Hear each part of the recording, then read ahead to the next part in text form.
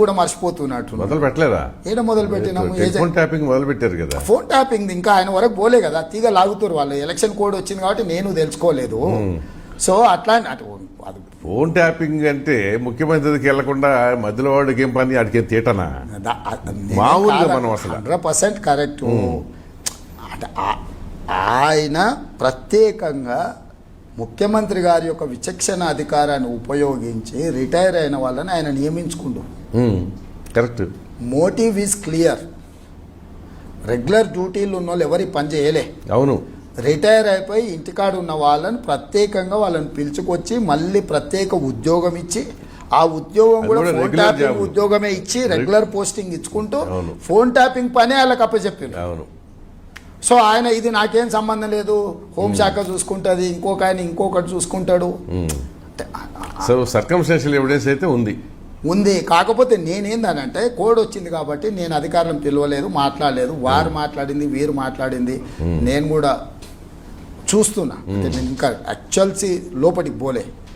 రెండోది, వాస్తవంగా ఇది ఫోన్ ట్యాపింగ్తో మొదలు కాలే ఎంక్వైరీ. అంటే ఈ ద్వారా కొంచెం ప్రజలకు ఒక విషయం చెప్పదలుచుకున్నాను. ఇది ఎలక్షన్ కోడ్ కంటే ముందు జరిగింది కాబట్టి చెప్తున్నా. December 3 రిజల్ట్ వచ్చింది.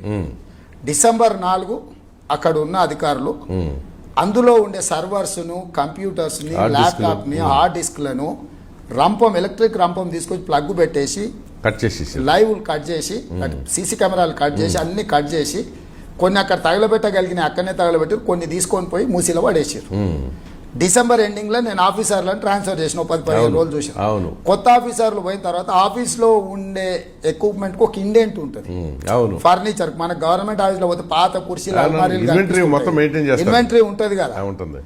వాడు చార్జ్ హ్యాండ్ ఓవర్ చేసినప్పుడు ఏమేమి ఇన్వెంటరీ వీడికి వచ్చింది, వీడు ఏం చూసుకుంటున్నావు, వీడు సంతకం పెడతాడు. చార్జ్ అంటే అదే కదా. సో దాంట్లో చూస్తే ఇవన్నీ మిస్సింగ్ ఉన్నాయి. అప్పుడు ఆ జాయిన్ అయిన ఆఫీసర్ సార్ ఇవన్నీ మిస్సింగ్ ఉన్నాయని ఆయన పైన ఆఫీసర్ చెప్పిండు. ఇదంతా మిస్సింగ్, సర్వర్లు ఇవి అవి ఇవన్నీ, హార్డ్ డిస్కులు ఇవన్నీ మిస్సింగ్ ఉన్నాయి, లేవు ఇవి అని వీడు సంతకం పెట్టి ఇచ్చైతే వీడు బాధ్యత తీసుకోవాలి. ఒక నెల తర్వాత ఎవడో ఇన్స్పెక్షన్ పోయింది అనుకో, ఇమ్మీడియట్ గా పై అధికారులకు చెప్పండి.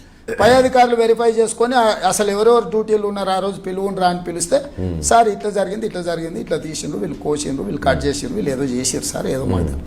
ఇమ్మీడియట్ గా వాళ్ళు ఏంటంటే ఈ ఎక్విప్మెంట్ మిస్సింగ్ అని ఫస్ట్ పోయి పంజగుట్ట పోలీస్ స్టేషన్ లో కంప్లైంట్ పెట్టారు.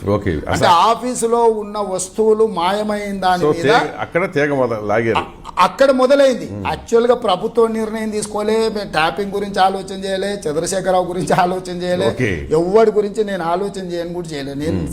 నేను మీతో కూడా అన్నా, నా ప్రాధాన్యత ఆయన కానీ కాదు, అధికారం గుచ్చుకున్నాక అయిపోయింది సచ్చిన పావు. ఫస్ట్ నేను చేయాల్సిన బాధ్యతలు, ఇచ్చిన మాటలు, గ్యారంటీలు. ప్రతీకారం లేదా మరి?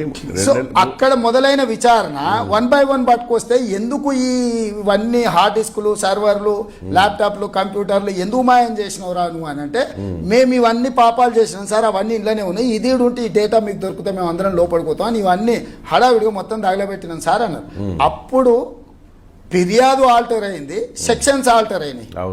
సో మా ప్రభుత్వం చాలా మంది ఏంటంటే రేవంత్ రెడ్డి రాగానే టెలిఫోన్ ట్యాపింగ్ మీద ఏదో ఎంక్వైరీకి ఆర్డర్ ఇచ్చినా ఎంక్వైరీ ఆర్డర్లు అని బయట లేదు. సబ్సిక్వెంట్ గా అప్పుడు నా దగ్గరకు వచ్చారు. అక్కడి వరకు వాళ్ళు ఏదో ఆఫీస్ లో ఇంటర్నల్ గా ఇన్వెంటరీ మిస్సింగ్ దీని మీద ఏదో చేసుకుని ఏదో నడుస్తుంది, వాళ్ళు ఏదో చేసుకునే కంప్యూటర్ ఉన్నదో పోయిందో పలగొట్టి నేను నిజంగా కూడా దాన్ని పట్టించుకోలేదు. మనకంటే టైం కూడా ఉండదు, అది చిన్న విషయం. అంటే మనకున్న ఎక్స్పీరియన్స్ లిమిటెడ్, మనకి పెద్ద బాధ్యత, మనం ఆ దీంట్లో ఆకృతాలనే ఏదో చేయాలనే పని మీద ఉన్నాం, ఈ దాని మీదకి దృష్టి పడి ఇంకా అక్కడ నుంచి మొదలై కొంచెం ముందుకు వచ్చే లోపల ఎలక్షన్ కోడ్ వచ్చింది. సరే వాళ్ళ పార్టీకి వాళ్ళు చేస్తారు. ఈ టెలిఫోన్ ట్యాపింగ్ అనేది మనకి తెలుసు, అందరికీ తెలుసు సార్, అందరికీ తెలుసు. కానీ దీన్ని ప్రూవ్ చేయకపోవడం అనేది ఒక సబ్జెక్ట్. అంతే, అది ఒకటే సమస్య. వీళ్ళు ఏంటంటే ఇవన్నీ విధ్వంసం చేయడం తోటి సమస్య అంతా ప్రూవ్ చేయడానికి వచ్చింది. ఇప్పుడు ఏమైంది, నోడల్ కన్ఫెస్ చేసిండ్రు, ఏజెన్సీలు కూడా వచ్చి మొత్తం లిస్ట్ సబ్మిట్ చేసిన ఇవి చేయమని ఇచ్చిండ్రు మాకు. ఇట్లాంటివన్నీ ఇట్లాంటి రకరకాలు ఉన్నాయి దీంట్లో. ఈ మొత్తం వ్యవహారంలో నాకున్న అంటే నేను హోమ్ మినిస్టర్ని, ముఖ్యమంత్రిని, నేను ఏదైనా ఉంటే అసెంబ్లీలోనే చెప్తాను. మొత్తం ఇన్సైడ్ ఇన్ఫర్మేషన్ చెప్పడం ఎప్పుడు అది. దీంట్లో వీళ్ళు ఏంటంటే ఈ హడావిడిలో 40 ఏళ్ల నుంచి ఐఎస్ఐ తీవ్రవాదులకు వ్యతిరేకంగా, నక్సలైట్లకు వ్యతిరేకంగా సేకరించిన సమాచారాన్ని అంతా కూడా వీళ్ళు విధ్వంసం చేసిర్రు. అది కూడా లేదు ఇప్పుడు ఇప్పుడు అది కూడా లేదు. దేశ భద్రతనే వీళ్ళు రిస్క్. తోసేసారు. అంటే మన యాక్చువల్ గా మినిస్టర్ ఆఫ్ హోమ్ అసలు వాళ్ళు రావాల్సింది దీని మీద అది వాళ్ళు మెదలకుట కూసురు. అసలు అంటే ఇన్నేళ్ళు కష్టపడి మీకు తెలుసు, this is the major issue ఇది. మీకు తెలుసు అంటే ఐఎస్ఐ యాక్టివిటీస్ కి దీనికి దేశ భద్రతకి మన ఎక్విప్మెంట్ దానికోసమే వాడేవాళ్ళు. సో మనం Hyderabad how strong it is అనేది 94లా ఈ ఇన్వెస్టిగేషన్ మీద ఎక్కువ పునాదులు పడంతో టెక్నాలజీ కానీ ట్రైన్డ్ ఆఫీసర్స్ చంద్రబాబు వచ్చిన తర్వాత మొదలైంది యాక్చువల్గా ఇది. ప్రాపర్ గా దాన్ని చేసి ఒక రికార్డ్ పెట్టుకొని ఈ అంటే బ్యాకప్ సిస్టమ్ పెట్టుకొని వ్యవస్థ అంతా పెట్టుకొని అప్పుడు పునాదులు వేసి దేశంలో ఏ మూలకి ఏ సంఘటన జరిగినా ఫస్ట్ మనోళ్ళనే అడుగుతారు. అవును, మీ దగ్గర ఇన్ఫర్మేషన్ ఏముంది ఎవరు వాళ్ళు మీరు చేయండి అని. అవును, కరెక్ట్. అంటే దేశంలో ఏ మూలకి చీమ చిక్కుమన్నా ఇప్పుడు ఆ ప్రగతి భవన్ దగ్గర ఎస్ఐబి ఆఫీస్ లో సిఐఎస్ఎఫ్ సెల్ అని ఒకటి ఉంటుంది, సెంట్రల్ ఇంటెలిజెన్స్ కౌంటర్ ఇంటెలిజెన్స్ అంటారు కదా సింపుల్ గా. సో ఆ వ్యవస్థ ఏంటంటే నిరంతరం రాలాకను దేశ భద్రతకు సంబంధించిన విషయాలలో స్టేట్ లెవెల్ ఈ ప్రాంతంలో ఎక్కడ జరిగింది దాని కాస్త ఇట్లా వాడారు వీళ్ళు. ఆ వ్యవస్థను వాడుకోవడం విడిచిపెట్టండి సార్. ఈ ఉన్నదంతా పోయింది. ఇప్పుడు ట్రాక్ రికార్డ్ ఇంతకు ముందు ఏంది, మన దగ్గర రౌడీ షీటర్లు అంటే పోలీస్ స్టేషన్ లో ఫోటోలు ఉంటే ఎవర్రా ఈ ఏరియాలో చాకుతో పొడిచేటోడేవాడు, లేకపోతే గొడ్డలతో నరికేటోడేవాడు, లేకపోతే బస్ స్టాండ్లలో బ్యాగ్లు ఎత్తుకుపోయేటోడు ఉంటేవాడు, చైన్లు గుందుకుపోయేటోడు ఎవడని మనకు ఒక హిస్టరీ షీట్ ఉంటుంది ఒక్కొక్కరికి.